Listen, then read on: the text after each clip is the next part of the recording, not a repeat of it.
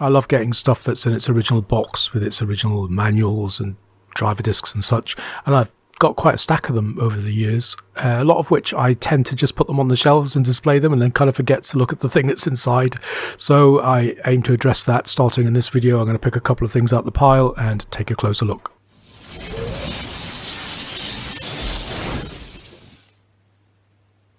I am absolutely terrible at this, so I buy something, for example there's a Voodoo 2 in the middle there, the Dragon Series one, and I bought it and it was a good few months ago and I haven't even tried it yet, so I've kind of lost my window of opportunity to return it if it doesn't work, and I really need to get my shit together and check these things out. So the thing in the middle there is what we're probably going to start with today, I think, just because it's the most recent thing to arrive. And the thing in the middle I'm talking about is this. And this arrived yesterday. I saw it on eBay a week or so ago. It was cheap. It's an ISA sound card modem combo. And, I thought ISA sound card, you can never have too many. So, it's probably worth a punt because it's in its box and everything as well, which is cool. Even if it's a shit thing, it can look good on the shelf. But yes, so I like the box stuff, really attracts me, even if it's rubbish. But I did see a picture of the board. It was very fuzzy. I couldn't see the detail, but it looked interesting. And yeah, so we'll find out soon enough. Whoever this company is, they're clearly positioning themselves as somebody's going to make it even easier than possibly you are expecting it to be to upgrade your computer. So it's got the word easy on this box about 50 times, and it really is like the sort of point that they're trying to get across, which is a bit stupid because, putting one sound card in a machine is as easy as putting the next sound card in the machine, but we'll find out how easy it is in a second. On the back, it says, turn your PC into a dream machine. The high quality components from easy computer add-ons allow you to do just that. And you can do it yourself. You don't have to pay anybody any money to do it. Just follow the easy step-by-step instructions and you can realize your computing dreams. Blah, blah, blah, blah, blah. Yeah, the package includes a PC-compatible upgrade card, easy to follow instructions, easy to use software, and all the necessary accessories. Okay, time to open up the box and see what we've got. So, sleeve slides off with a nice plain brown box, and open it up and see what we've got. So, there's a card, a telephone cable, a bunch of floppy disks, and some books. So it's a bit crap to begin with. When they say easy, you've got 5 disks that are labelled with the same label, SC2/modem 14.4, and looking at this, there's actually 3 separate sets of disks here with the same label, which is immediately going to confuse. You can just imagine some poor computer illiterate old lady looking at these and trying to decide which one goes with which. The easiness is a lie already. So it looks here like we've got 2 disks for the fax modem side of things, which I don't care about. Got 2 disks which have probably got the sound drivers on, and then there's another disk which is Windows 95. Onto the card itself, and I kind of suspected and hoped that this might be something that I'm kind of familiar with. I've got a bunch of Aztech cards and they're all this kind of tomatoey colour, and this looked kind of similar. They all have this prominent crystal chip on them, and this one did. I could see that in the pictures, but I couldn't see anything else. And yeah, it's an Aztech card. So this one is, so the chip on this thing's an AZ2316R, and that belongs to a family of multimedia and audio telephony based cards.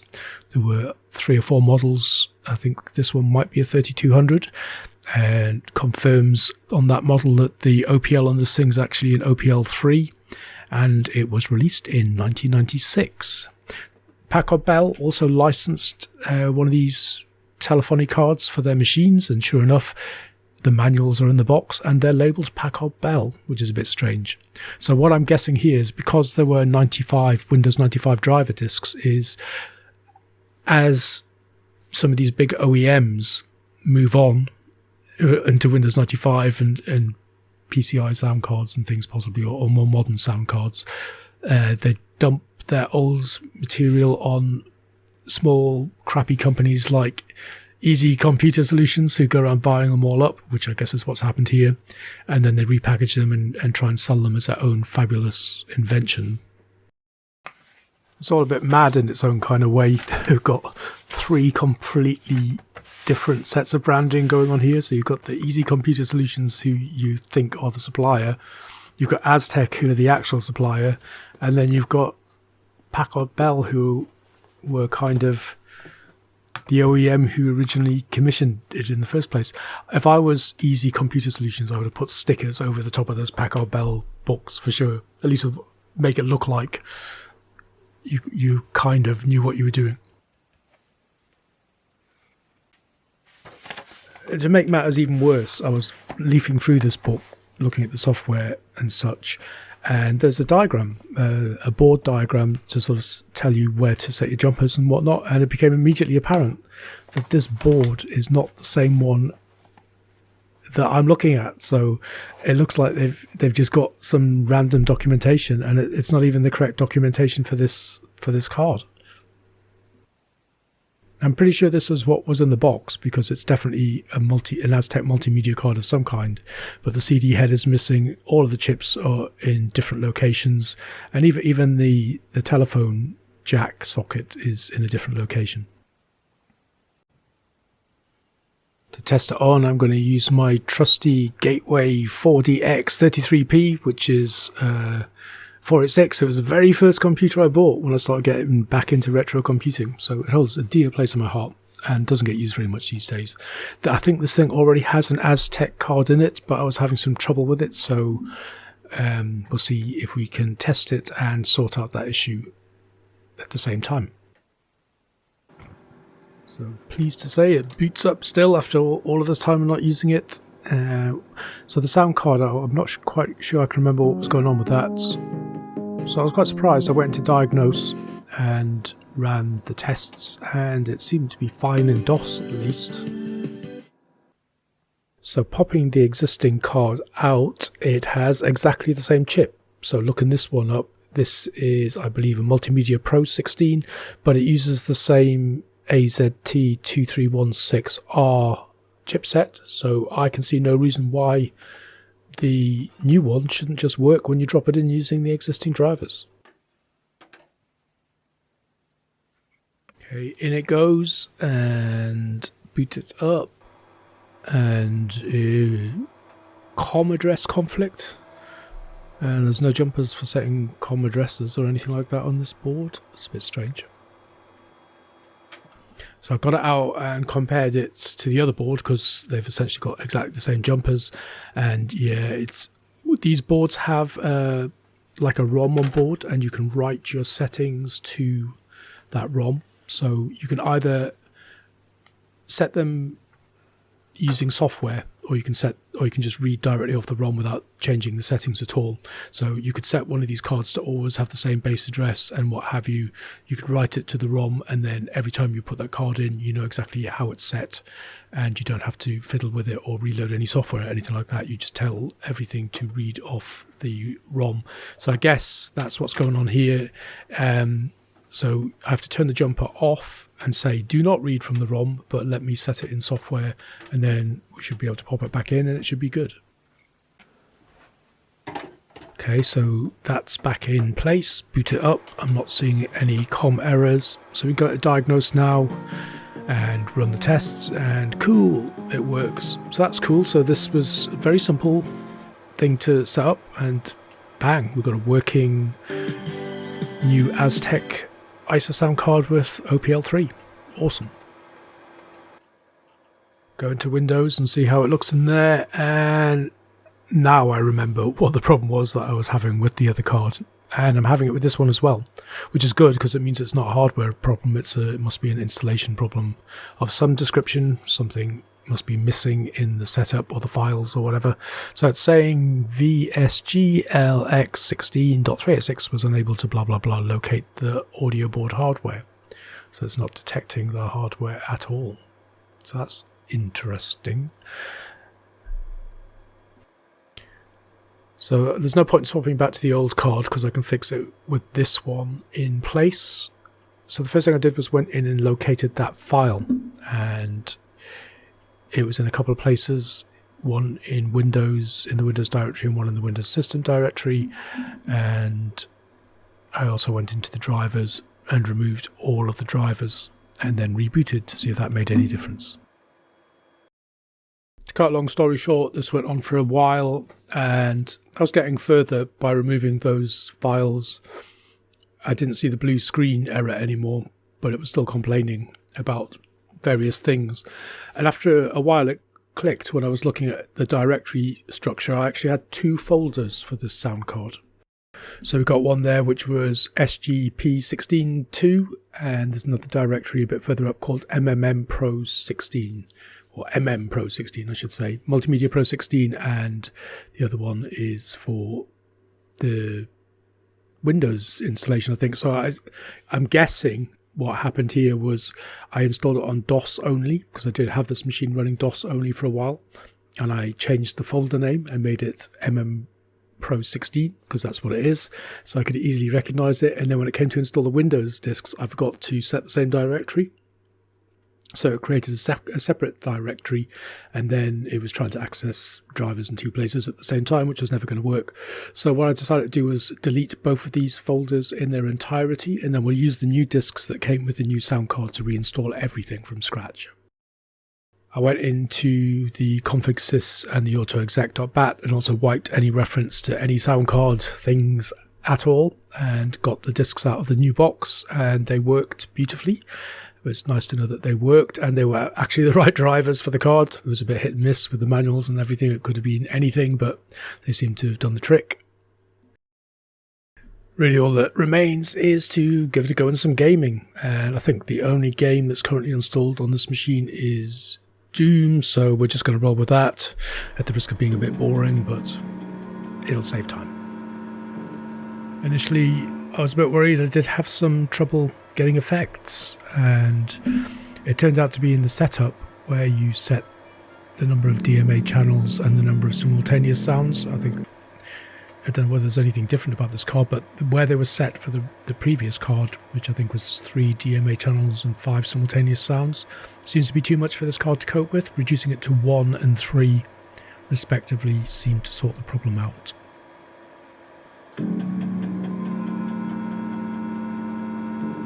One thing I did notice about this new card, this new Aztech card, is considerably quieter than the other one.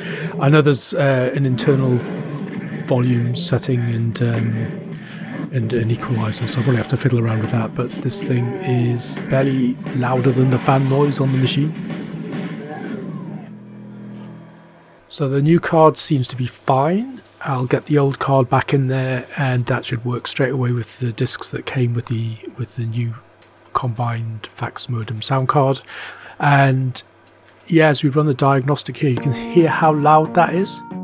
That is at the same volume on the speakers as it was with the other card, but this thing's pumping out way more volume, so I need to have a bit of a fiddle with that other one to get some similar kind of noise out of it. I was having so much fun with my Aztech Sound cards, I decided that I have 2 others, both of which have issues. So this first one, another boxed one, but this is like an OEM box from RS Components, who are a big sort of electronic component supplier here. And this one is another Multimedia Pro 16, but this one has issues and I never really got to the bottom of it, so we'll see if we can get this one working as well. This had a nasty surprise as well. It came with these nice discs, but there's a virus on them and it like corrupts your DOS install, and you can't edit your config sys in autoexec.bat, and you've got all sorts of crazy little characters and smiley faces appearing everywhere. So yeah, at some point I might have a bit of a closer look and a play around with that. And this is nice as well because we've got another set of manuals, only these are the correct manuals for this card. So if you pop this one side by side with the card that was in the machine, you can see they're absolutely identical, except the one that's in the machine is a little bit newer and cleaner by the looks of it. But yeah, so theoretically, if we set the jumpers on this one out of this box, I can see straight away that it's still reading its ROM memory and it's set to a different base address. So if we change those, theoretically you should just be able to drop this in and it should just work. Always helps if you plug the speakers in first.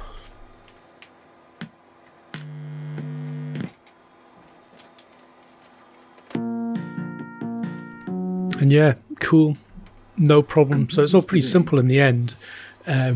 Once you get one card working, it's just a case of matching the jumpers. I'm sure I did this before, but or maybe I didn't. But just try to sort of set them on a different machine, and it's easy to get yourself sort of lost with these settings when they're reading from the ROM and you're trying to set it in software and all this kind of thing. So going back with fresh eyes, it was a simple fix. And this card's comfortable in this machine because it doesn't want to come out. I'm quite pleased with that so far. So I've got 2 working Multimedia Pro 16s and the new and exciting combined fax modem Multimedia Pro card, and 3 nice Aztech cards to use in DOS builds. And since I'm at it, I thought I may as well have a last look at this one. Now, I don't have high hopes for this, but this is a nice package. It's like a proper Aztech sort of commercial package that you'd see in a shop. And it's not an OEM one, and it's not some crappy third-party person buying them on the cheap. So this is like the full package for the Sound Galaxy Basic 16, and there's issues with this card that I'm not sure we're going to be able to do anything about today. It's nice inside the box because you've got promotional material for their Wave Blaster equivalent, and you've got the manuals again, but this time they're the consumer manuals, so they've got nice color covers, and you know, they look a bit more glossy and special than the ones that you get in the OEM packages. The problem with this card is that it's got corrosion on it and some green gunk on some of the traces, so I think there are problems with that. I have popped it in briefly once before on a machine and couldn't get it working, but we'll see what happens here. And we have the same deal with this card, except I don't think this one has the onboard ROM. So everything has to be set in software. So we just need to make sure that if we're going to try it in this machine, that we've got our base address set to the correct one, and then we can drop it in and see what happens.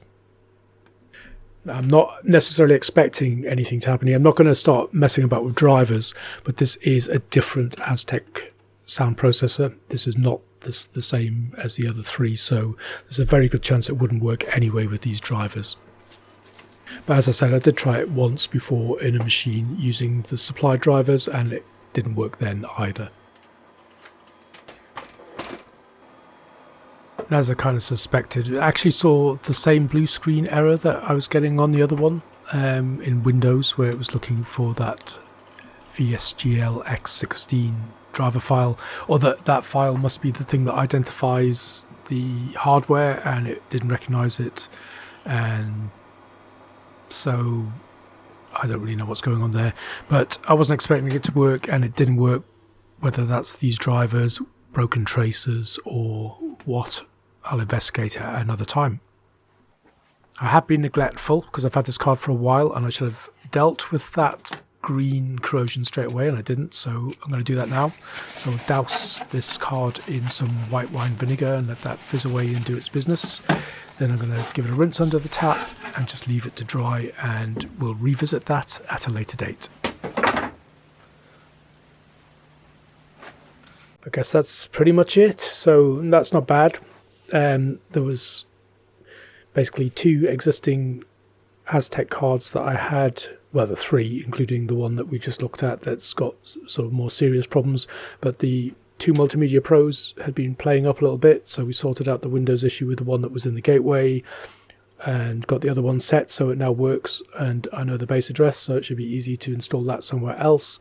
And then we got the new card, which, while not quite as fully spec'd as the other ones for things like wavetable expansion and CD-ROM expanders, it's still a nice little card with an OPL chip. We just need to boost the volume on that using the software, and that should be good for a DOS build as well. So I'm really quite pleased with this nondescript investment of this easy computer component add-on that has turned out to be quite a cool little thing to have. And I've also dealt with some of the boxes in my pile, and really the only thing I've got to deal with now out of all of these sound cards is that Sound Galaxy 16 Basic and its corrosion issues. So once that's dried, I'll have to take some time to get the multimeter on that, see what's going on. I did see it looked like some corrosion might have been creeping underneath some of the surface mounted ICs, so maybe more than I can tackle, but we'll certainly give it a go. In the meantime, I think that's pretty much it. Thank you very much for watching. I hope you enjoyed this trip into boxed Aztecs. Got something cool coming in the post from eBay during the week for a video just before Christmas, hopefully. Yeah, it wasn't cheap, let's just say that. This one wasn't a bargain, but I think it's a cool thing to have in your collection. But yeah, pleased with the Aztecs, and that's it. Thank you very much, and I hope you'll join me for the next video.